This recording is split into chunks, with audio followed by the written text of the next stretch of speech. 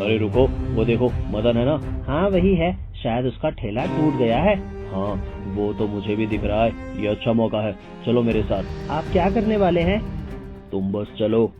जमींदार नौकर को अपने साथ ले जाता है और उसी रास्ते पर आ जाता है जिस रास्ते से मदन को घर जाना था। अब तुम जल्दी से यहाँ एक गड्ढा खोदो और उसे झाड़ियों से ढक दो।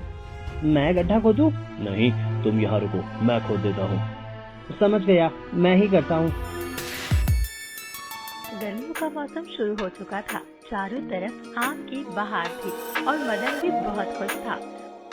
उसे खुश देखकर उसकी पत्नी सुनीता ने पूछा, क्या हुआ, इतने खुश नजर क्यों आ रहे हो?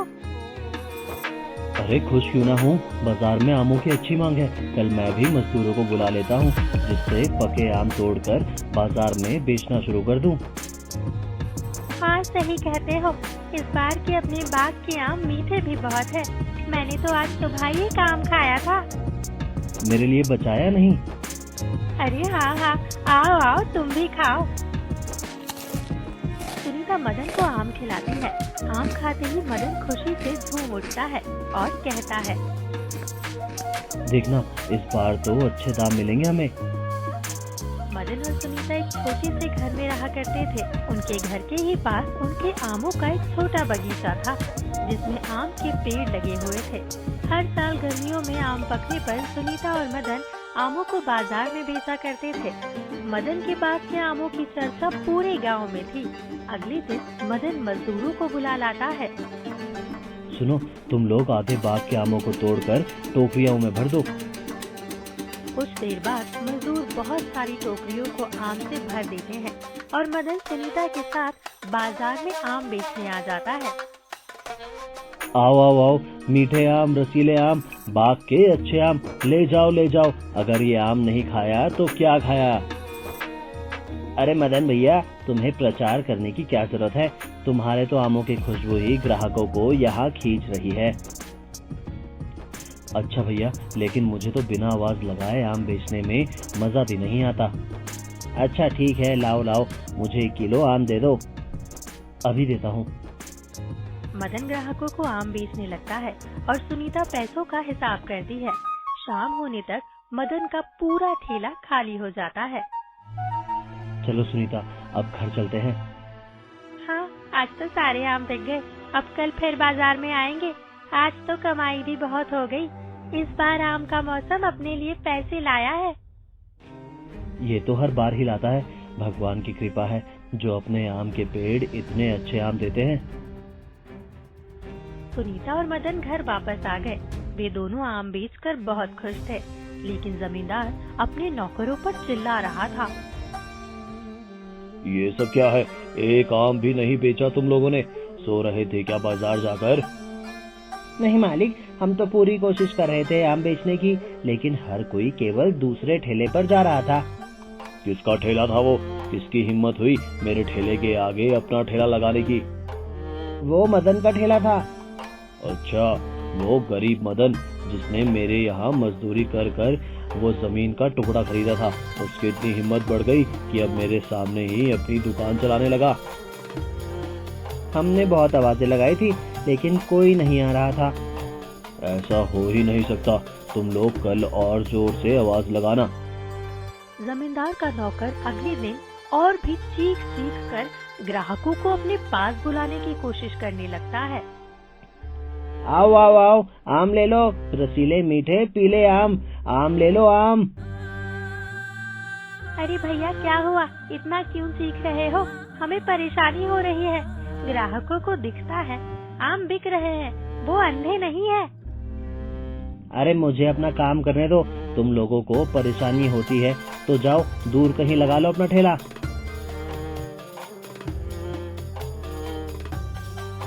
मदन और सुनीता उस नौकर की बात सुनकर दूसरी तरफ ठेला लगा लेते हैं।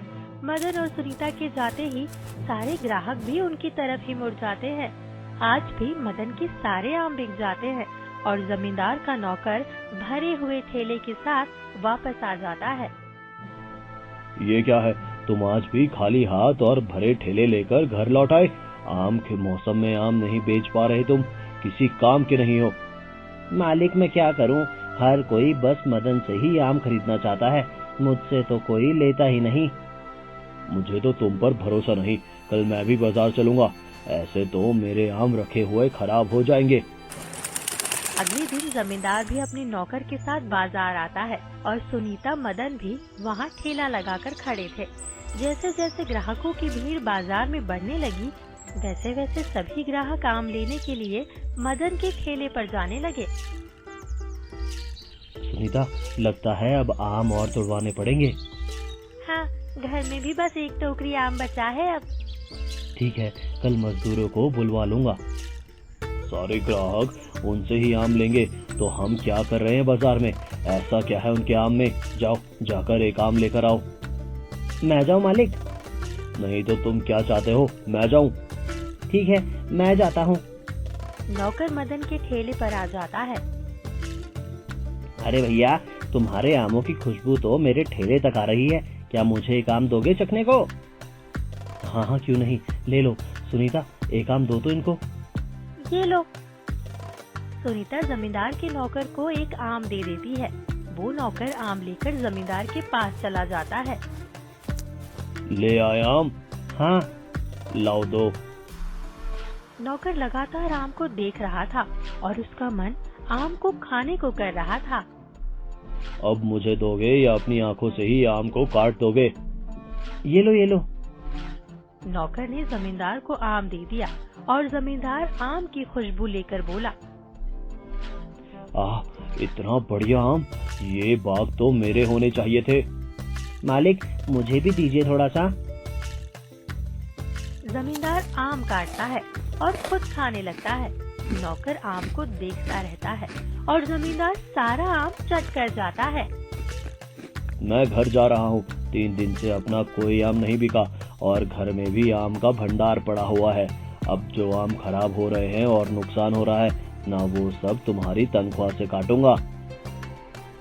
लेकिन मालिक, ये तो गलत बात है, आपके बाग के आम स्वादिष्ट नहीं हैं, तो मेरा क्या कसूर? मुझे नहीं पता कुछ, मैं तो अब घर जा रहा हूँ। जमींदार वहाँ चला गया और नौकर मन ही मन जमींदार को बुरा भला कहता रह गया। इतना मीठा आम, इतना स्वादिष्ट आम मेरे बाग में होना चाहिए था। मुझे कुछ तो करना होगा जिससे मदन खुद मुझे अपना बाग दे दे। जमींदार योजना बनाने में लग जाता है। इधर सुनीता और मदन आम बेचकर अपने घर जा रहे थे, तभी उनका ठेला एक पत्थर से टकरा जाता है और उसका आगे का पहिया टूट जाता है। अरे, ये क्या हुआ? अब कल आम कैसे बेचने आएंगे? चिंता मत करो, अभी काफी समय है, मैं जाता हूँ और ठेला ठीक करवा लेता हूँ, तुम घर जाओ। ठीक है, लेकिन जल्दी आना। हाँ, तुम जाओ। सुनीता मदन को छोड़कर घर लौट आती है। मदन बाजार में वापस आ जाता है और ठेला ठीक करवाने लगता है। तभी वहाँ से जमींदार और उसका नौकर गुजरते हैं। अरे रुको, वो देखो, मदन है ना? हाँ, वही है, शायद उसका ठेला टूट गया है। हाँ, वो तो मुझे भी दिख रहा है, ये अच्छा मौका है, चलो मेरे साथ। आप क्या करने वाले हैं? तुम बस चलो। जमींदार नौकर को अपने साथ ले जाता है और उसी रास्ते पर आ जाता है जिस रास्ते से मदन को घर जाना था। अब तुम जल्दी से यहाँ एक गड्ढा खोदो और उसे झाड़ियों से ढक दो। मैं गड्ढा खोदूं? नहीं, तुम यहाँ रुको, मैं खोद देता हूँ। समझ गया, मैं ही करता हूँ। जमींदार के कहने पर वो नौकर वहाँ पर गड्ढा खोद देता है और उसे वहाँ पड़ी झाड़ियों से ढक देता है। थोड़ी देर बाद मदन वहाँ आता है और उसका संतुलन खराब होने से वो ठेले के साथ ही गड्ढे में गिर पड़ता है।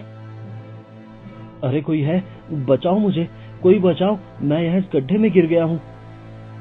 थोड़ी देर बाद जमींदार वहाँ आता है और कहता है, मदन, अरे ये तो तुम्हारी आवाज है, तुम कहाँ हो? मैं यहाँ हूँ जमींदार जी, गड्ढे में, मुझे निकालिए। लेकिन तुम गड्ढे में कैसे गिर गए? पता नहीं, कल तक तो ये गड्ढा यहाँ नहीं था, लेकिन आज ना जाने यहाँ कैसे आ गया। रुको, मैं मदद लेकर आता हूँ। जमींदार वहाँ से चला जाता है और कई सारे लोगों के साथ वापस आता है।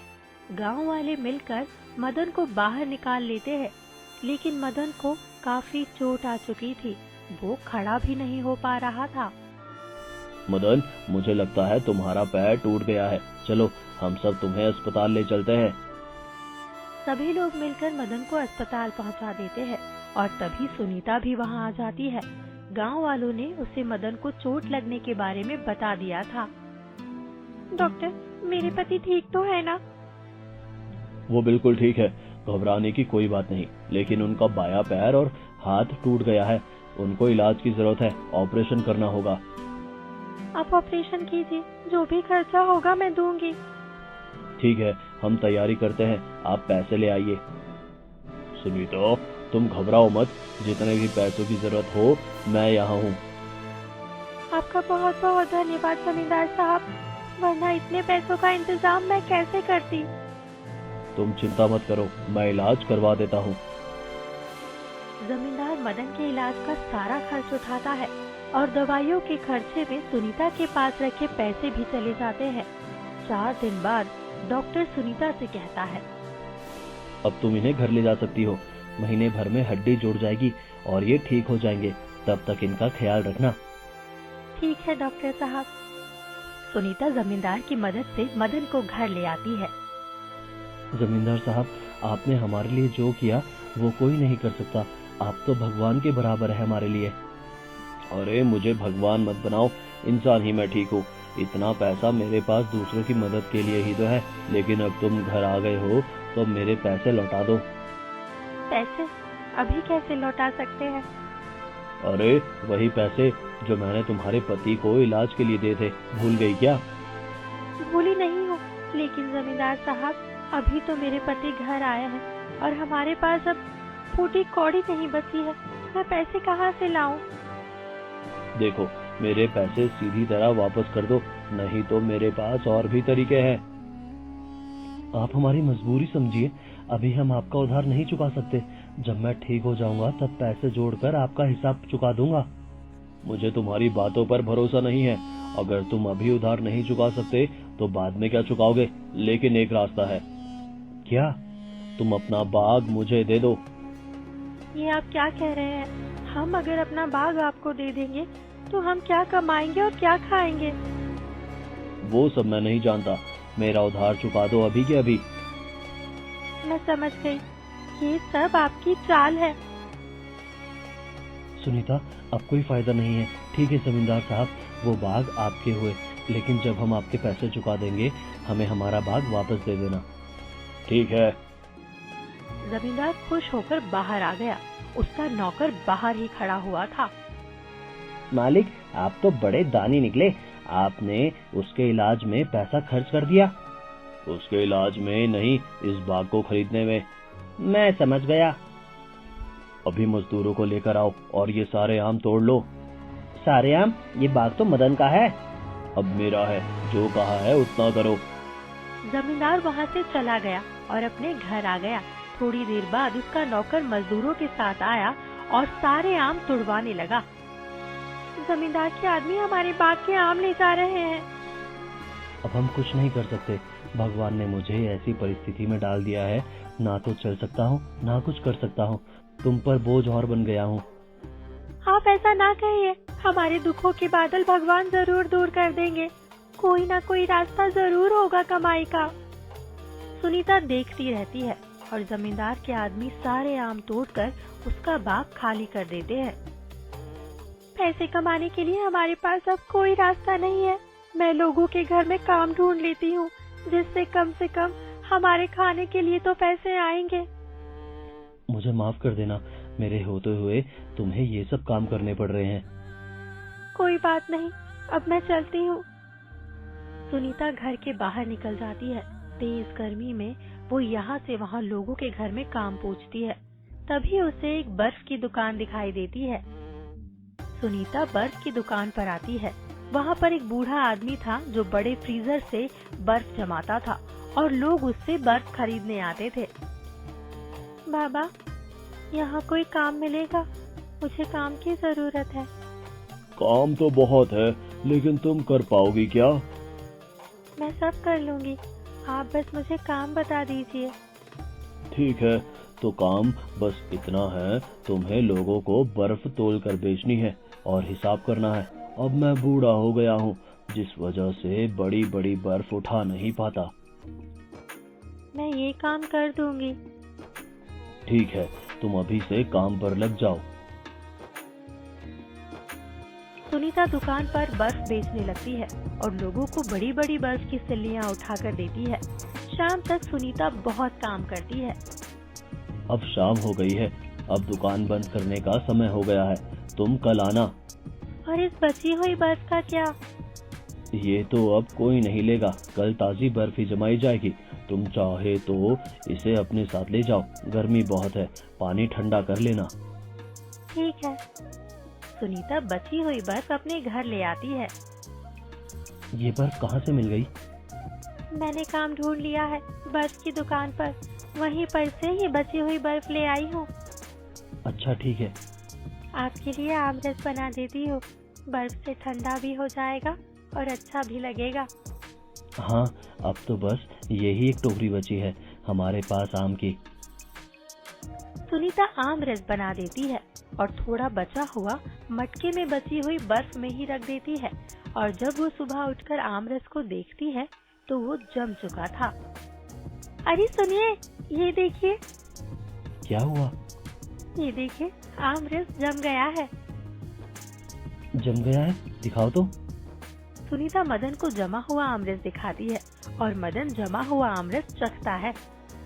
अरे वाह, ये तो कुल्फी की तरह लग रहा है और कितना स्वादिष्ट भी है। मेरे मन में एक विचार आया है। क्या? क्यों ना हम अपने बचे हुए आम की कुल्फी बनाकर बेचें? विचार तो अच्छा है, लेकिन गांव में ज्यादा कमाई नहीं होगी। मैं ये कुल्फी ले जाकर शहर में बेच दूंगी। क्या तुम कर पाओगी? हाँ, मैं कर लूंगी। मैं अभी बर्फ खरीद कर लाती हूँ। सुनीता बूढ़े आदमी की दुकान से उधार पर ढेर सारी बर्फ खरीद लाती है। तुम बहुत मेहनती हो, इसीलिए मैं तुम्हें उधार पर बर्फ दे रहा हूँ। मैं जल्द ही सारे पैसे चुका दूंगी और आगे से आपसे ही बर्फ खरीदूंगी। ठीक है, तुम्हारा कुल्फी का काम खूब तरक्की करे। सुनीता बर्फ लेकर घर आ जाती है और आमरस निकाल कर सांचों में भर के मटकों में रखकर बर्फ में जमा देती है। अगली सुबह तक सारा आमरस कुल्फी में बदल जाता है और सुनीता शहर के लिए निकल पड़ती है। अब बस लोग यहाँ पर एक बार आमरस से बनी एक कुल्फी खाकर देखें, फिर तो वे आमरस की कुल्फी के दीवाने हो जाएंगे। सुनीता वहाँ पर अपना ठेला लगाकर आमरस बेचने लगती है। आओ आओ, इस गर्मी को दूर भगाओ, आमरस कुल्फी खाओ, शुद्ध मीठे आमों से बनी आमरस कुल्फी। सुनीता की बात सुनकर कई लोग वहाँ पर आ जाते हैं और आमरस कुल्फी खरीदने लगते हैं। अरे वाह, क्या स्वादिष्ट कुल्फी है, मुझे 5 दे दो, अपने घर भी ले जाता हूँ। सुनीता की कुल्फी धीरे धीरे सारी बिक जाती है और शाम को सुनीता घर वापस आ जाती है। रास्ते में उसे बर्फ की दुकान मिलती है। बाबा, ये लीजिए आपकी बर्फ के पैसे और ये एक कुल्फी भी आपके लिए। लगता है तुम्हारी सारी कुल्फी बिक गई है। हाँ, मुझे और भी बर्फ चाहिए अब। जितनी चाहे ले जाओ, लेकिन ऐसी कुल्फी फिर देना मुझे। सुनीता और बर्फ लेकर घर आ जाती है और मदन को हिसाब देती है। ये देखिए, आज की कमाई। आपने सही कहा था, शहर में कमाई ज्यादा है, एक ही दिन में 5000। अगर ऐसी ही कमाई हुई तो हम फिर जमींदार से अपने बाग जल्दी ले लेंगे। हाँ, अब मैं बाकी के बचे आमों की भी कुल्फी जमा लेती हूँ। लेकिन सुनीता, अगर ये आम खत्म हो गए फिर कहाँ से आम लाओगी? ये बाग तो हमारा नहीं है। आप चिंता मत कीजिए, वो जमींदार हमारे ही आम बाजार में बेच रहा है, हम उससे ही अपने आम लेंगे। ठीक है, मैं अभी बाजार जाती हूँ, आम भी खरीद कर लाऊंगी। ठीक है, जाओ। सुनीता बाजार जाती है। जमींदार का नौकर आम बेचने में लगा हुआ था। वो एक दूसरे नौकर के साथ खड़ा था।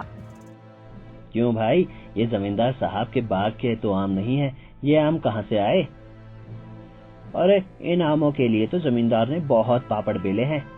क्या मतलब? मतलब ये सारे आम मदन के बाग के हैं और मदन को गड्ढे में गिराकर उसका पैर हाथ तोड़ा, फिर उसका इलाज करवा कर उसे कर्जे में डाल दिया और कर्ज लेने के बहाने ही उसके बाग हड़प लिए। अरे ये तो बहुत ज्यादा हो गया। जमींदार साहब इस हद तक गिर सकते हैं अपने फायदे के लिए, ये मैंने नहीं सोचा था। और भी न जाने क्या क्या कांड किए हुए हैं जमींदार साहब ने। दोनों नौकरों की बातें सुनीता सुन लेती है और वो सीधा सरपंच जी से शिकायत करती है। अगर ऐसी बात है तो फिर तुम्हारे पास कोई सबूत नहीं है, तुम ये सब साबित कैसे करोगी? मैं क्या बताऊं, अब मेरे पास तो कोई उपाय नहीं है।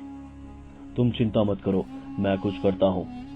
सरपंच उसी वक्त अपने आदमियों को नौकर के पास भेजता है और उन नौकरों को अपने घर बुलाता है।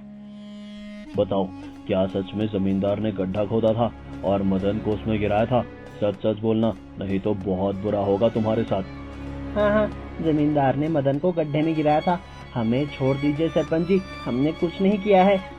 ठीक है। सरपंच जी उसी वक्त जमींदार को बुलवाते हैं। क्या बात है सरपंच जी, तुमने अपने फायदे के लिए मदन को चोट पहुंचाई? नहीं, ऐसा कुछ भी नहीं है। तुम्हारे नौकर इस बात के गवाह हैं। तुम दोनों को तो मैं छोड़ूंगा नहीं। ये बातें साबित कर रही हैं कि तुमने गलत किया। अब तुम मदन के आम और बाग वापस करोगे और बदले में तुमने उसे जो चोट पहुंचाई उसका भी जुर्माना देना होगा। ठीक है सरपंच जी। जमींदार अपना जुर्म कबूल करता है, सुनीता को सारे आम और बाग वापस कर देता है। सिर्फ आम के बगीचे को हड़पने के लिए जमींदार ने ये सब किया? हाँ, लेकिन अब सरपंच जी उसे सजा देंगे। अब हमारे पास आम भी वापस आ गए हैं। मैं आम कुल्फी बनाकर बेचूंगी। ठीक है, जैसा तुम सही समझो। सुनीता अब ढेर सारे आमों की आम कुल्फी बनाकर बेचती है और खूब पैसे कमाती है। वहीं सरपंच जी जमींदार को पुलिस के हवाले कर देते हैं।